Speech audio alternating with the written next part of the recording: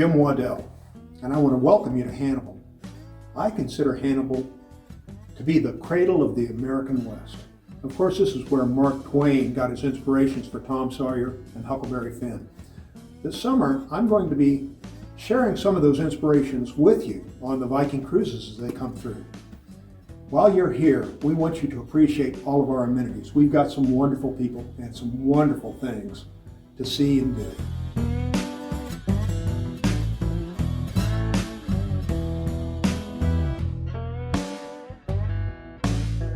When you disembark, you're going to be greeted by living representatives of Tom and Becky. And also, you will be greeted by Sam Clemens. He said in his book, Life on the Mississippi, that when he was a boy, there was but one permanent ambition, and that was to be a steamboatman. Now, when the circus came to town and left them burning to all become clowns, they would occasionally desire to become minstrels. Sometimes they hoped if they lived and were good, God would permit them to be pirates. All of these ambitions faded each in its turn. The desire to be a steamboatman always remained. When you disembark, you're just going to be a short distance from Hannibal's historic district. And at the northern end of Main Street, you'll find this lovely statue of Tom Sawyer and Huckleberry Finn. Now, Tom Sawyer was based on a compilation of boys in the community, including Sam Clemens.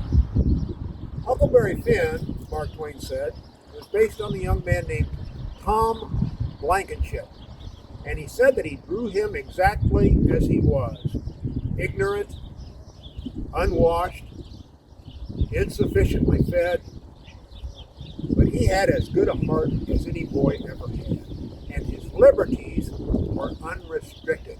He was the only truly independent person, child or adult, in the entire community, and by consequence was tranquilly and continually happy. And all of the other boys envied him because of it. First Europeans who actually set foot on this soil was Father Hennepin. He was a Franciscan monk who had accompanied La Salle downriver, and in 1681 he camped at Bay de Charles, which is just at the northern boundary of Hannibal. It was 115 years later before a settlement was ever established. Another Frenchman named Mathurin Bouvet got a Spanish land grant to establish salt works, which he did on a river the Indians called Oaxaca. We now call it Salt River. Now, he built a warehouse here in order to ship his goods downstream, and also logged cabins, enough to house 25 residents. However, he was in direct competition with the sons of Daniel Boone, who had established salt works at Boone's Lick. Well, diminishing returns caused a depopulation of the settlement. In 1857, Sam Clemens became an apprentice riverboat pilot, which greatly contributed to his literary skills. A pilot in those days had to be able to describe the river to the next pilot to get aboard. There were no lights, no buoys in the river, and every time it rained, the channel would change. So he had to be able to describe that river, 1,200 miles of it, from New Orleans to St. Louis. Well, he said that he found out that his memory was loaded only with blank cartridges. So his mentor, Horace Bixby, got him to get notebooks and start writing down descriptive passages.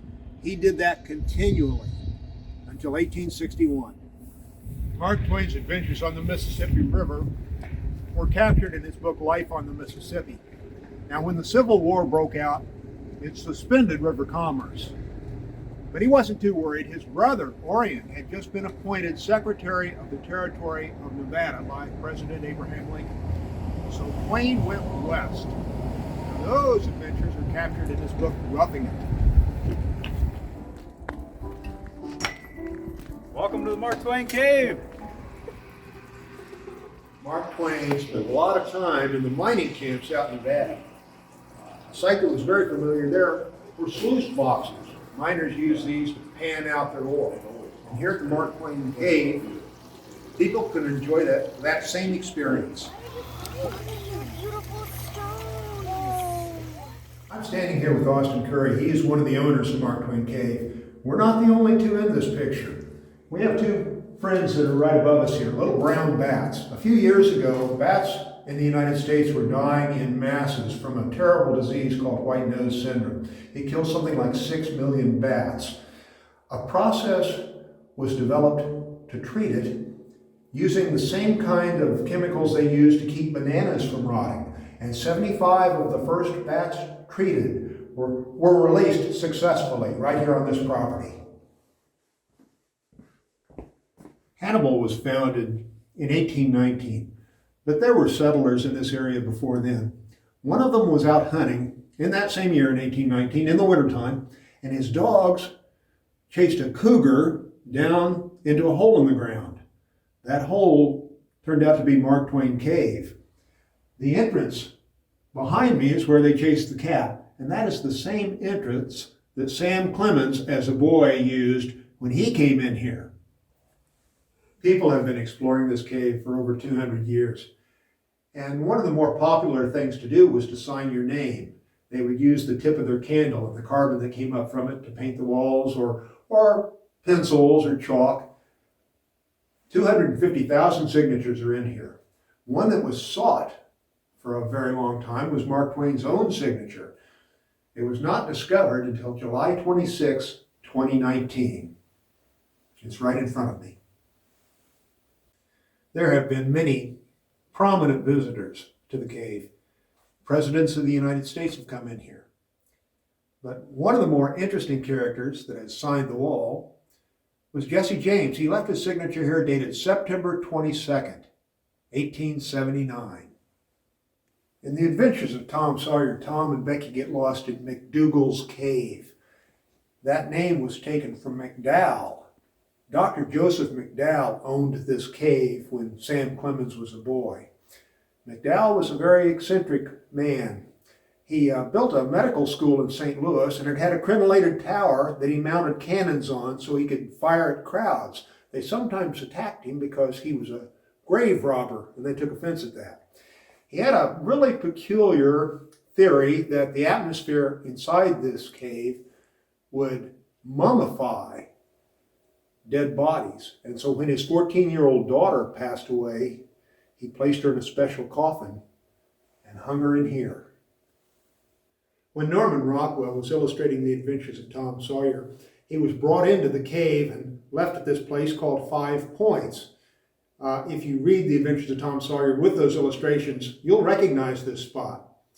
The guide that brought him in had a wife that was just about to deliver their baby, so he had to leave. He left Rockwell in here for 5 hours. When they came and got him, he said he had collected so much information that it made his knees tremble.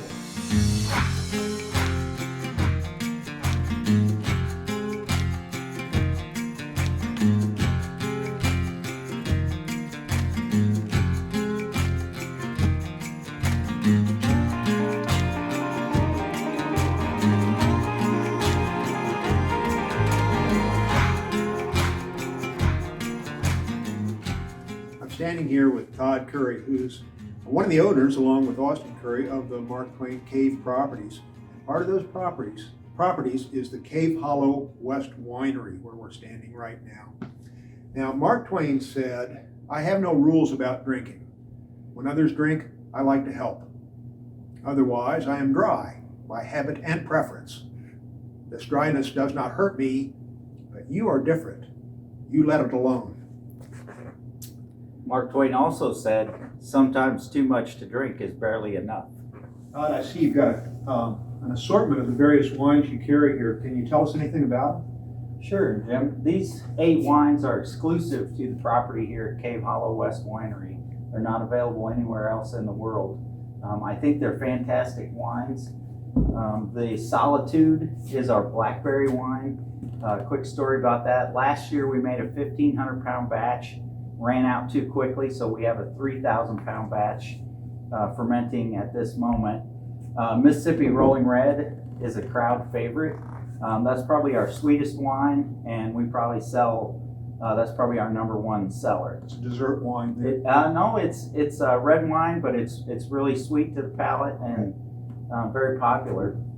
Innocent Broad is one of my favorites. It's based on an Innocents Abroad, and that one is used probably more than any of the rest as a gift item or a souvenir. Great souvenir. You bet. Yes, Okay. and then Jumping Frog white wine, very good. Our Lighthouse, another white wine that's very good. My personal favorite, Mark Twain Reserve. I've had that. I don't drink much, but that is excellent. Yeah, if I'm going to have a glass of wine, that's the one I prefer. If you like dry white wine, this Satire is very crisp. We're getting good reviews on that one. And then another one of my personal favorites, our port wine, the Gilded Page. This is our dessert wine, Okay. and it is fantastic. If I give someone a sample of that, 9 times out of 10, they're going to purchase a bottle. Excellent. Thanks, Todd. You bet.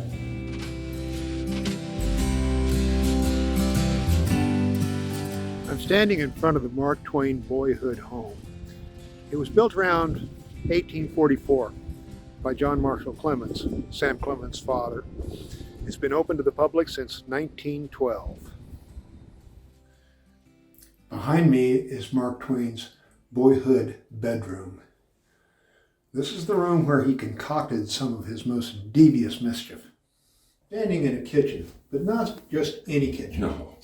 This is where Jane Clemens prepared meals for her family, which included her 6th and second to youngest child, Sam. Little Sam. Little Sam. This is Bob. This is where he started to practice his art of mischief. Oh, man. You know, to be in a space like this kind of iconic space, you know, we live in the area. We're part of Hannibal, but it always takes my breath away to be in here. Because Twain, you know, it's just, you know, I'm a Twainiac. What can I say? Well, his family were inspirations for all of the characters in his books. I mean, for Tom Sawyer at least. Sure. His mother Jane was Aunt Polly. His father, John Marshall, was Judge Thatcher. His little girlfriend across the street. Laura Hawkins was Right. Becky. Right. His younger brother, Henry, was Sid. Right. And his sister, Pamela, was Tom's cousin Mary. Oh, really? Yeah, she's the one that taught him Bible verses. Nobody knows more about this than you, Jim. I'm going to tell you a little story about the law office here. This is where John M. Clemens practices justice. This would be Samuel Clemens' dad. That's correct. And in 1846, the plans for the Hannibal-St. Joe Railroad were signed and sealed in this office. Now that is listed as one of the 50 railroads that changed history. It was the first railroad going west. And on April 3rd, 1860, a mochila, which was a leather bag, came down from Chicago by rail to Quincy, Illinois, was ferried across the river, taken by a short line to Palmyra, where it was picked up by the Hannibal-St. Joe Railroad and taken to the very first Pony Express rider. I love that story. It is a great It story. is absolutely true, and the guy that built my house is one of the founders of that railroad. We're going to be able to see that, huh? Excellent. We will be there shortly. Yeah. When John Marshall Clemens relocated his family to Hannibal in the early 1840s, he served in the capacity of Justice of the Peace. This is his law office that I'm standing in now. Twain refers to it several times in his autobiography, and it inspires several anecdotes that appear in his stories. Judge Clemens, of course, was the inspiration for Judge Thatcher in The Adventures of Tom Sawyer. Bob, just a couple of years ago, Yeah. the Becky Thatcher house went through some major renovation. Huge. Can you tell us about that a little? Right. So a consulting firm that does engineering came in and redesigned the floor systems because there's so many tourists in here. You know, we're one of the top heritage tourism spots in the Midwest, and we get people from all over the world. And so the bottom line is that they wanted it to be strong. So they spent quite a bit, over $1 million to rehab this. And it was interesting because it had always been white. Now, we call this the Becky Thatcher house, but of course we know it's Laura Hawkins, where Sam Clemens lived across the street, and that's how they knew each other, which is just so great here in Hannibal, right? So, as I took over as a volunteer to run the restoration for the museum, I just wasn't convinced. I started peeling away the paint, and there was this underlying color, kind of an ochre color, which is what you see here now. So we peeled off in all these different spots, sent it off to a lab, and they analyzed it. And this is the original color of the Becky Thatcher house. Everybody thought it was white. I guess what you're really saying is the 19th century wasn't just black and white, was it? No. In fact, so many of the brick properties that were built in this town before 1870 were painted with mortar, because we didn't have very good brick on this side of the river for some reason or another. So the other interesting thing about the Becky Thatcher, the Laura Hawkins house, is that it had windows and they had 6 lights in them, just like these do, but they never fit in right. And so we started looking around at the windows and discovered they'd all been pulled out of about 20 different places and tried to get them in there, and they wouldn't fit. So got some Amish craftsmen, and they came in and they made the windows and the storm school. Worked out great. Wow.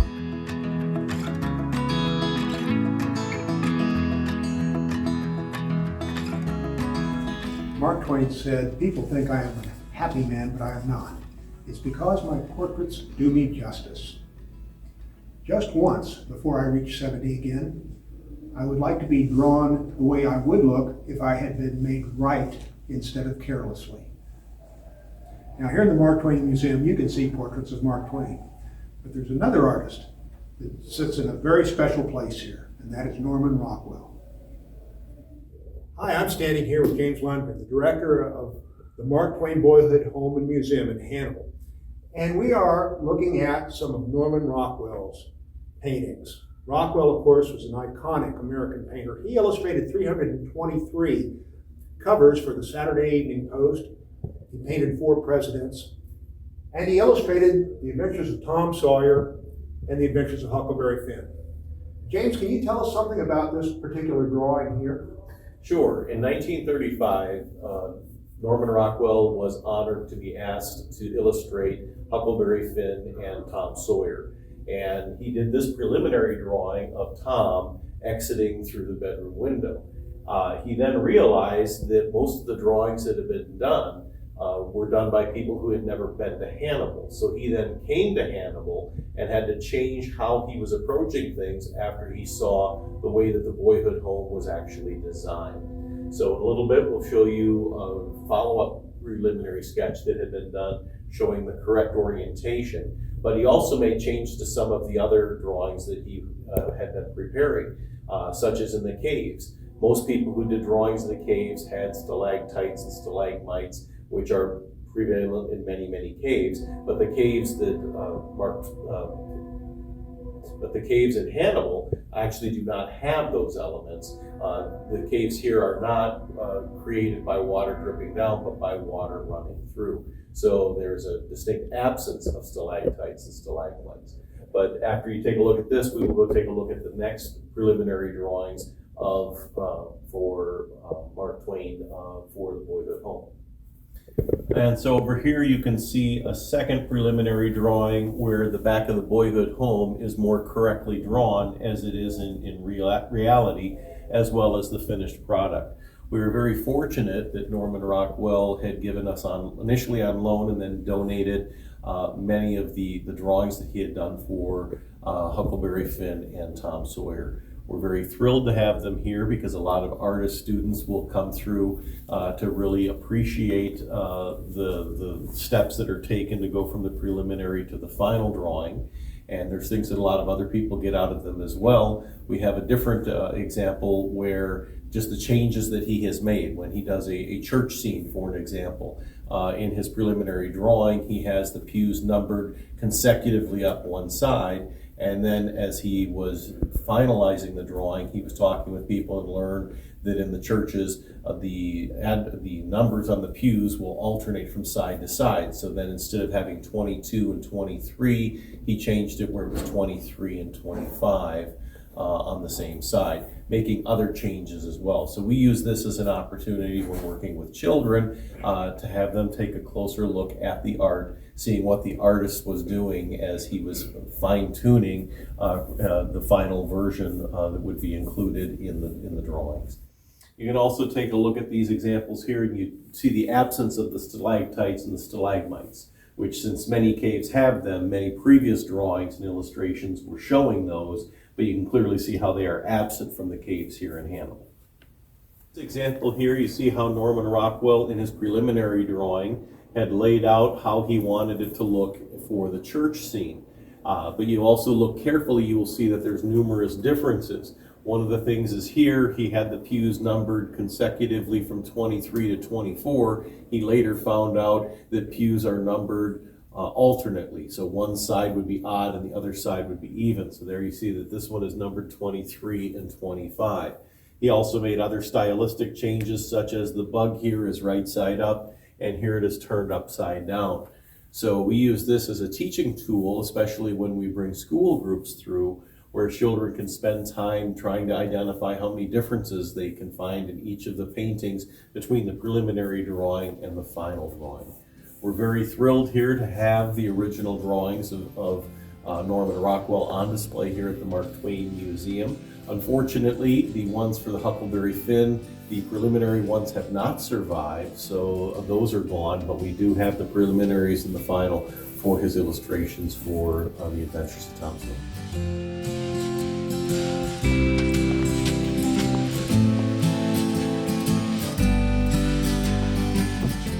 Hello, Bob Yap. Hello there, Jim Waddell. How are you? Folks, this is Bob Yap. He is a historic preservationist, and his place here is called the Belvedere. It's a guest house. It's also a labor of love that Bob has completed. You mean my life sentence? Your life sentence, okay, all right, yeah. No, I love this place. You know, it's really interesting because we picked Hannibal over Seattle, Minneapolis, Louisville, all these different places because it is such a great little town, right on the Mississippi, and we wanted a big antebellum. Antebellum means before the Civil War, mansion, because we wanted to do a nice bed and breakfast with lots of rooms, and my historic preservation trade school, Belvedere School for Hands-On Preservation. Now, when you mention your trade school, when visitors disembark from one of the Viking cruises, they have an opportunity to see your preservation school, don't they? They do. So they're going to bring folks up on the bus from down around the river, and I'm going to give them a tour of this antebellum house, this fabulous place, and we'll take them down into the shop and show them a little hands-on as well. So they get a historic tour of really what we think is the first antebellum mansion built in Hannibal, right here. We agree. Yeah. And why is it called the Belvedere? Well, because out of the middle of the roof juts this gigantic room out of the middle of the roof, and in Italianate style houses, which this is, that's called a belvedere. And in Italian, it means beautiful view. Oh, wow. Right? Wow, that's cool. So the bottom line is you can see the entire Mississippi Valley from the Belvedere, and that's a guest room up there. Yeah. Bob, you've got some pretty serious bona fides in terms of what you do. You've worked on some pretty prominent property. I've had an opportunity. I think the older you get, the more geezerly you get, the better the gigs are, the more iconic. Yeah, I get to work on George Washington's Mount Vernon home, wow, which is just such an honor. It's unbelievable. Yeah. A couple of years back, I restored all the elements of the community center built by Japanese carpenters in a Japanese internment camp in Idaho called Minidoka. So yes, I'm very fortunate to be able to do things like that. I bet you've got some great stories to tell. I have a few. I definitely do. Now you say antebellum means prior to the Civil War. Correct. Well, what kind of construction was there before the Civil War? Well, there was a lot of frame construction, but there was more brick construction here than you would find in a lot of startup river towns. The problem is that our clay in Hannibal was really crummy.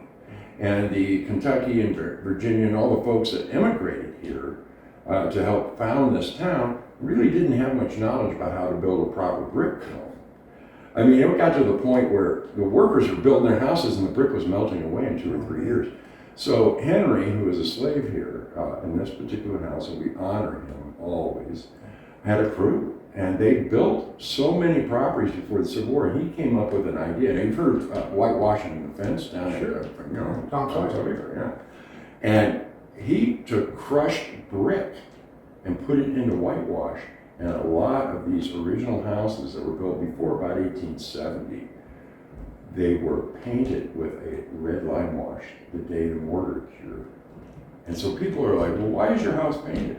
Well, if it hadn't been, the brick was so soft at the time in 1859 when this was built, it would have all melted away. And Mr. Land listened to Henry. Wow, So, wow, that's pretty cool. It is very cool. Now, you kind of specialize in windows, don't you? Well, windows is a big part of any historic preservation job. And I've been involved in over 160 restorations in my life. And so at first we're like, well, windows are, leaky and all this. And then we start to understand that we can make an old window as energy efficient or more so than any replacement window on the market. With like $35, $40 worth of weather stripping. And when all these great people from the Viking trips come up here, I'll get into it a little bit more with them, but windows are really great, and it has original glass here. So this was glass that was hand blown into big cylinders and then slit and laid down, and that's why it's so wavy. Oh, wow. Yeah, and there's some urban legends around it, which we'll talk about on that tour. Okay, good.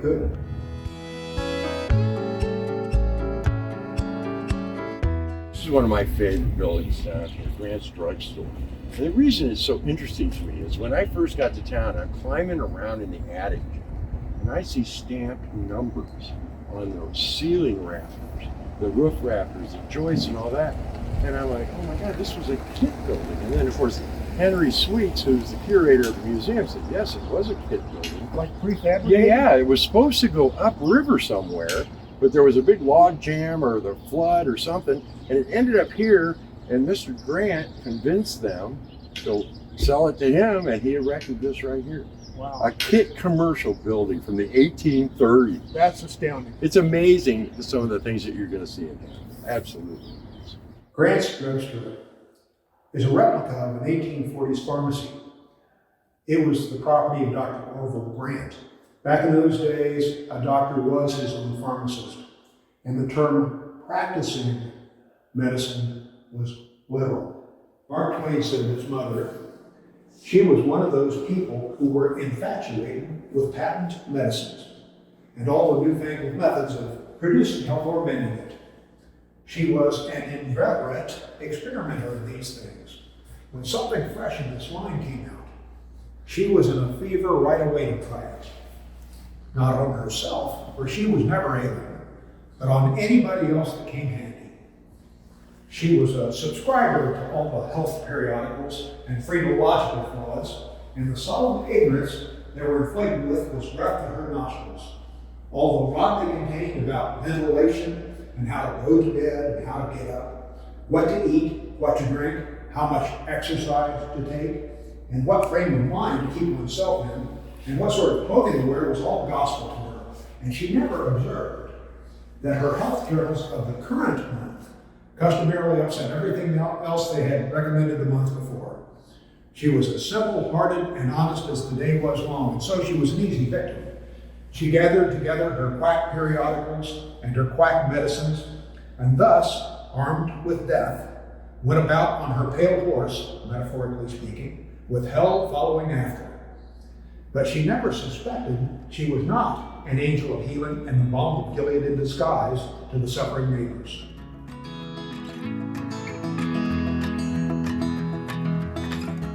If you've spent a lot of time on your cruise, sitting around enjoying yourself, being comfortable, you may feel a desire to get up and stretch your legs a little bit.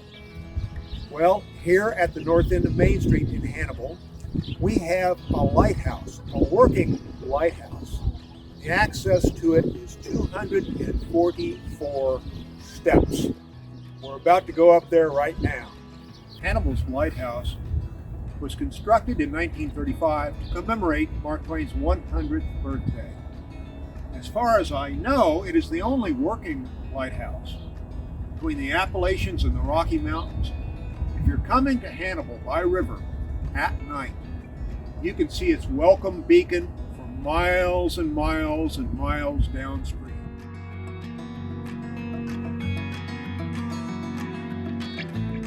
This is Lover's Leap. An Indian maiden perished by throwing herself off of this cliff because of a broken heart. That's what the legend says. That same legend is repeated any place there is a bluff that overlooks a river. Apparently thousands of girls have died this way. It really ought to be stopped. But this story's a little bit different. This girl could not join up with the young man of her choice because of her father, who was dead set against that young brave. But when the girl threw herself off of the bluff, her father was walking along the trail beneath it. She landed on top of him. Well, that ended his objections. She lived happily ever after.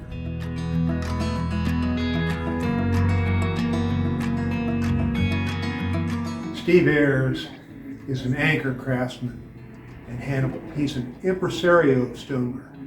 And Ayers Pottery on 3rd Street, which is just a few hundred yards from the Mississippi River, is a wonderful place to come and spend some time.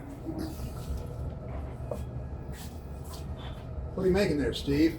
Making a big planter, Jim. A big planter. A big planter. Springtime will be upon us soon enough, so I am making an offering to the spring gods to hasten their arrival and show to them that we will be prepared for their arrival. Well, Steve, pottery is one of the oldest craftsmen in the crafts in the world. And you're one of the oldest craftsmen, aren't you? I'm one of the oldest craftsmen, right?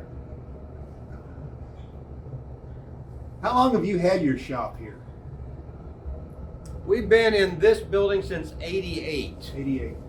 I threw my first pot. First time I ever threw a pot was 1973. So we're counting 50 years this year, Wow. having been making pots by hand, pottery by hand. Wow.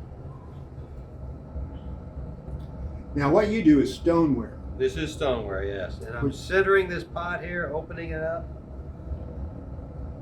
Planters, I always like making planters. I always say they're a very honest pot because basically every ounce of clay that you put into the lump, for the most part, stays in the pot. It doesn't take much finishing. They don't take much trimming.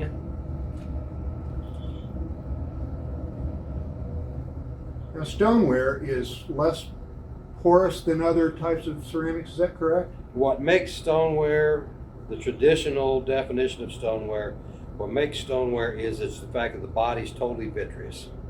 You fire the pottery up hot enough that the clay body itself melts a little bit, and that makes it vitreous. You could have stoneware, you know, in the traditional versions of it. You could have it with no glaze at all, and you could still eat out of it. Wow. It would still hold water. Now, just from what little reading I've done, it sounds to me like pottery perhaps was developed in several cultures simultaneously. Yeah. It was, and there's all types of different ideas of how it started, and you know, some of the ideas of origin make no sense. There's an idea that you know, originally they lined baskets with clay so they'd hold water, but that makes no sense. You know, it seems like something wouldn't work well, and that possibly the basket got burned off, and that's what gave it clay. My guess is they just figured it out. People figured all types of stuff out. You know, It's my impression that you're kind of mentoring your daughter Lindsay to take on family tradition here. Is that correct? I hope so. I wish one of my daughters would. You know, it's they've traveled with us to art fairs for years, and I think they've always seen it as being, God, you guys work too hard. Well, it's a tactile art. It's a pleasure doing things with your hands. It is. That's the one thing about having done this for all these years. It still, to this day, amazes me what people can make by hand. You make that look much easier than it is. I do that, yes I do. But, you know, I've been doing this 50 years, so Yeah. anytime anybody does anything for that long, hopefully they would get good at it. But I do know people who have worked their entire life at doing one thing or another and are still terrible at it. Yeah. You know, you always try to make the next one better than the last. I mean, that's the secret. We shall inspire the gods of spring to come forth, but we are ready to make an offering to them.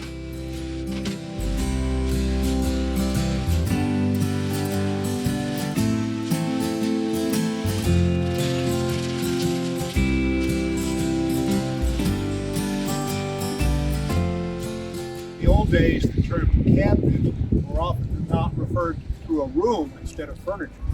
Cabinets of curiosity date back to the 1600s, and they reflected the curator's interests and their hobbies.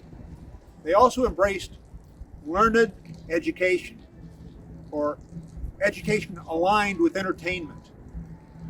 If you're looking for something truly unique, come to Lydia's Cabinet of Curiosities. This is Gordon Harrison. He is the owner and curator of Lydia's Cabinet of Curiosities. Gordon, how did you get into this kind of lifestyle? When I was 5 years old, I stumbled across a painting that captivated my interest, and I bought it and studied it growing up. I should mention that restoration of art is your main forte, but Lydia's Cabinet of Curiosities, it grew out of that? Yes, it did. I've been a collector since I was 5 years old, and my collection grew so big that my wife told me I can't bring anything else in the house. So I opened up this shop and keep her happy. Well, it's wonderful and it's eclectic, but how do you go around finding these kind of things? One at a time. Okay. You just never know where you're going to find a treasure. Well, let's go take a look at some of your more interesting items. This is some of my favorite items. I've got an Egyptian statue of Bess over there in the corner, a Jurassic era reptile fossil of Claudiosaurus, along with some local artifacts. This is the most important artifact ever found in Missouri. It's an Eichenberger cast. And then I got a bunch of local artifacts here, and a seated attendant that's an Egyptian statue there, and some Ice Age beaver skulls. This is Serpentina. She's a mermaid that I purchased from the Freak Museum in Arkansas when it closed down. And she was on Ripley's, believe it or not, in the early 90s. She was quite famous in her day.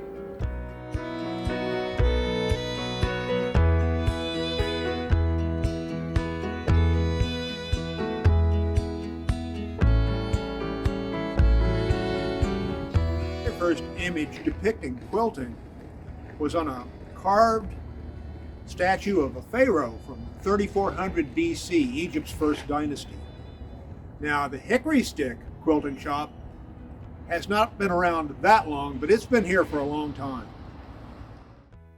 It is my pleasure to be standing here with Pat Weller, who has been running the Hickory stick for 45 years.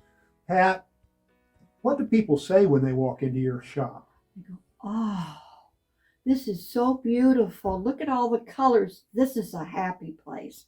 This is just beautiful. Well, tell me, Pat, how do you acquire all of these beautiful things? Well, we have sales reps that come and see us every month. We have at least 2 or 3 sales reps that come and see us. And then we go to Quilt Market, which is held twice a year. And then we also can go online. There are some things that we order off of line, but primarily it's our sales reps and the quilt markets. Well, Pat, how do you get these models? The models in the store are all made by the ladies that work here, and we have some ladies that do quilting for us and piecing for us on the outside. And the day the fabric arrives here, they get to choose what they want to make, and it is sent out immediately. I understand that you have received some recognition for your store. Yes, we have, and we are very honored that they have chosen us to be featured in Better Homes and Gardens Sampler magazine as one of the top 10 stores in North America, and the Encore store in 2017. They brought us back again, and then in 2021, the best quilt shop in Missouri by Missouri Life magazine. So it's quite an honor. That's great. We feel very lucky. To receive that kind of recognition, you must feature some prominent designers. Yes, we do. Kate Fassett is one of our, as you walk in the door, we have Kim Deal, we have Edita Sitar, we have a lot of the designers from United Notions, Moda Fabrics. We also have Crabapple Hill. We have numerous lines of fabrics. We have a very large collection and we have traditional, we have primitive, we have Civil War, we have Christmas, we have, Sounds to me like you've got something for everybody. yes, we do.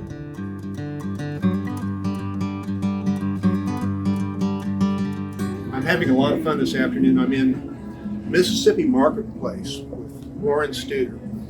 Lauren, what kind of product do you have? So we carry quite a few products, a lot of food products, bulk food, specialty food, home decor, kitchen gadgets, kind of just something for everyone. Pretty much anything a cook would need. I was looking around and there's just a wonderful assortment. What are some of your product lines? So we carry some Country Home Creations dip mixes. That's very popular. We have a lot of Missouri items, so that's going to be just our Missouri vendors. Okay. Thompson Farms, some local honeys. We carry a lot of food.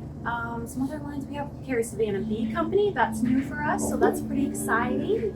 And we also have our own line of scone mixes and bread mixes. Now, do you do any actual food preparation here in the shop?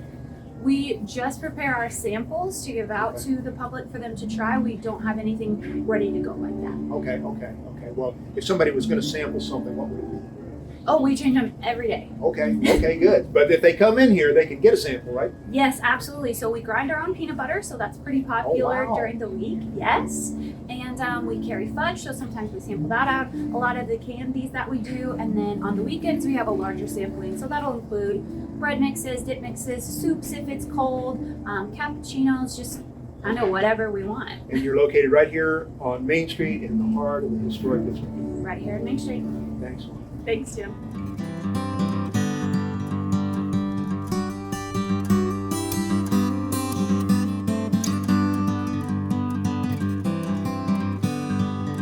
Thank you very much for spending some time with us today. I know you're going to love Hannibal when you come here. We can't wait to see you. We welcome Viking with all of our hearts. Thanks again. We'll see you soon.